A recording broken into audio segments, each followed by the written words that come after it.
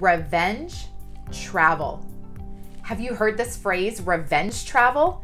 Now, I don't love where it's come from, but I have to tell you, I love the phrase.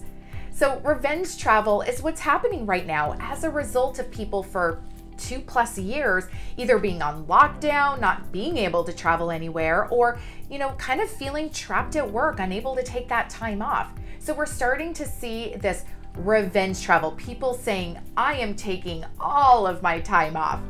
As a people leader, maybe you're seeing some different things across your team where you've got maybe 1 or 2 employees who are on that revenge travel. Their calendar is black. They've marked off every day possible. And then maybe over here on the opposite side, you have some employees who are still not taking any time off and they are in the grind day in and day out. And then we've got some people in between. So I'd like to talk today about how do you as a leader, maybe not necessarily support revenge travel, but know that travel or taking some time off is one of the great ways to start to reduce burnout for your team. And just recently we were talking about mistakes leaders are making. So today let's talk about how to encourage your team to take their time off. And that's one of the best things that you can do is work with your individual team members to talk about how they could best navigate their time off. Now, for some organizations, I understand you have flex time. They can take as much time off as they want to. For other organizations, we still have a set amount of time per year. It doesn't really matter how much time they have off. I'm really offering for you to encourage your team members to actually take the time. Now, you as a leader better be taking some time off. Now, here's what I love to do is play around with this. Everybody kind of recovers and rejuvenates in their own way. I prefer to take smaller pieces of time off and do it more consistently. It may have started when I was an elementary school teacher where technically we worked about 10 months out of the year. And in addition to holidays and the actual vacation times, in those 10 months, we had 10 days. Now, at that time, it was sick and vacation. It's just you got 10 additional days.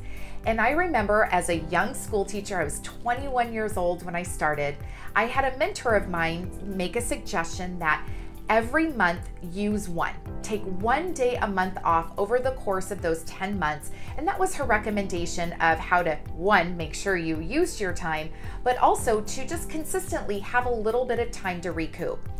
I'm a fan of that. I like small things done consistently over time. With pretty much everything in life, I find better results that way.